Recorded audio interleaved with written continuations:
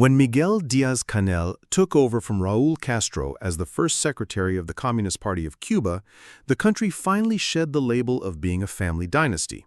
Now, the only former red nation where the top leadership position is monopolized by a single family is North Korea, with its 3 generations of succession. While family dictatorships were not uncommon around the world after World War II, North Korea is the only one that has managed to achieve both dynastic succession and stability. In 1994, with the country in its darkest hour following the collapse of the Soviet Union, North Korea not only withstood economic collapse and Western encirclement, but also seamlessly transitioned to a new leader. When Kim Il-sung, who had ruled for nearly half a century, suddenly died, his son, Kim Jong Il, became the undisputed second-generation leader almost overnight. How was this succession so smooth? It wasn't because of Kim Jong-il's exceptional abilities.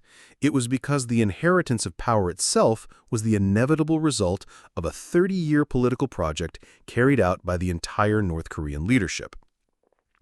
To understand how power fell to Kim Jong-il, we first need to understand Kim Il-sung's family and Kim Jong-il's place within it.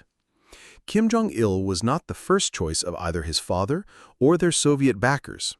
In modern family dictatorships, the principle of primogeniture, the firstborn son inheriting, is not the primary consideration.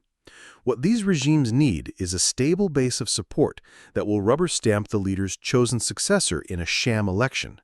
They don't need a legitimate heir, they need a compliant one. This is why, whether in South America or the Middle East, we see power being passed to younger sons or even brothers. When Kim Il-sung first returned to Korea, the Soviets were already thinking about who would succeed him if something were to happen.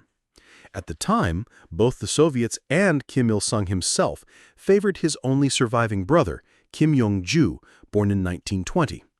In 1945, he was hand-picked by the Soviets to study economics at Moscow State University. After returning from his studies, he was quickly promoted to fill the void left by a series of political purges. In the 1950s, he rose rapidly through the ranks of the Organization and Guidance Department, OGD, the core of the Workers' Party, becoming its director in 1960. In North Korea, the head of the OGD has always been a position of immense power. Every supreme leader, from Kim Il-sung to Kim Jong-un, has held this post for at least 3 years. This appointment meant that Kim Yong-ju was now a top contender to succeed his brother. He continued to climb, eventually becoming one of the most powerful men in the country.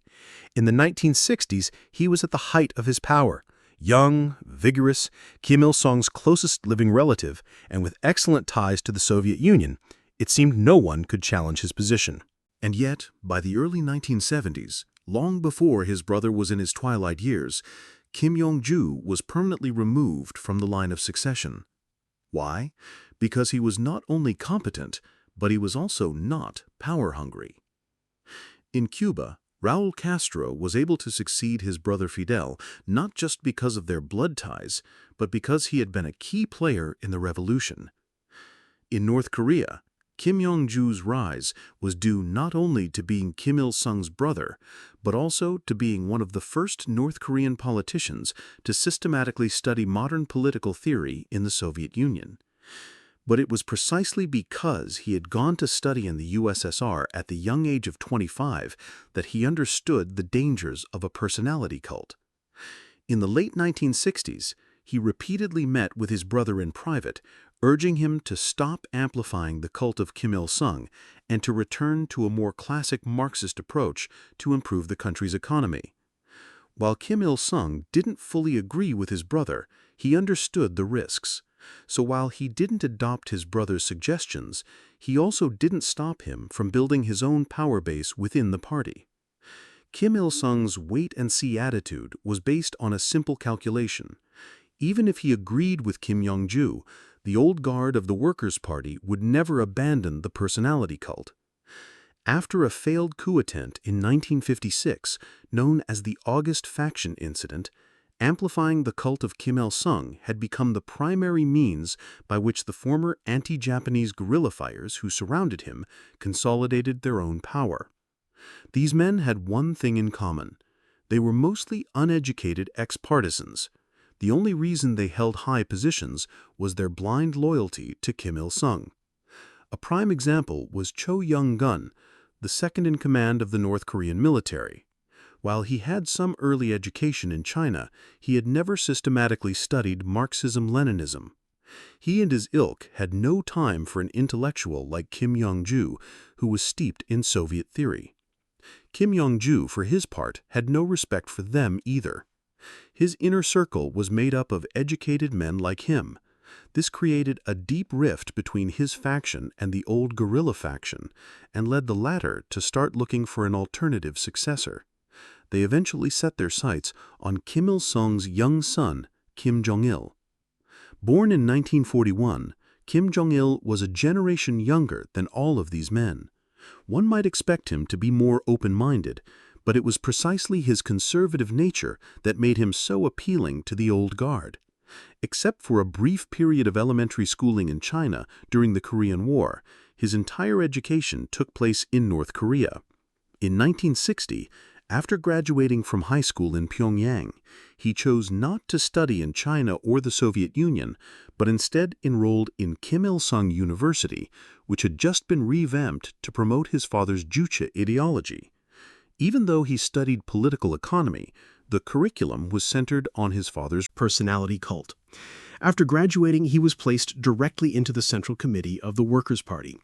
This entire upbringing not only branded him with the Juche ideology from a young age, but also gave him a common cause and a shared ideological foundation with the old guerrilla faction, whose power was based on the very same cult of personality. With their backing, Kim Jong-il's rise through the party was swift and smooth. While Kim Young-ju despised his nephew, Kim Il-sung remained a neutral observer of the conflict between his son and his brother. The logic was simple. This wasn't a fight over ideology, but a struggle between two factions. No matter who won, power would remain within the family, and the victorious faction would be strong enough to maintain stable rule over the country. In the late 1960s, a series of internal struggles over whether Juche should become the official state ideology ended with the complete defeat of Kim Young-ju's faction and of Marxism-Leninism in North Korea. Kim Young-ju's top allies were purged and disappeared. Marxism was removed from textbooks. The establishment of Juche as the state ideology was a victory for the faction backing Kim Jong-il, a victory that made him, whether he wanted it or not, their leader. In 1969, at the age of just 27, Kim Jong-il became the deputy director of the OGD, the department his uncle still officially ran. This was the beginning of the end for Kim Young-ju. Kim Jong-il was also made the deputy director of the Propaganda and Agitation Department, another core party organ. This gave the young Kim Jong-il a foothold in the highest echelons of power. In 1973, his father made his positions permanent and officially sidelined his brother. At a party conference in 1974, Kim Jong-il was made a member of the Politburo and officially designated as Kim Il-sung's successor. Kim Jong-il's victory was, in reality, a victory for the old guerrilla faction. Their own power depended on him taking the throne. So for the next 20 years, with their unwavering support, his position was rock solid. Even in the turbulent years after the Cold War, this aging faction and their descendants did everything in their power to ensure a smooth succession. But Kim Jong-il was no puppet. As the primary beneficiary of the Juche ideology, his skills as a statesman may have been questionable, but his political instincts were sharp. After taking power, he launched his own purge of the North Korean leadership. How North Korea survived the 1990s is a story for our next episode.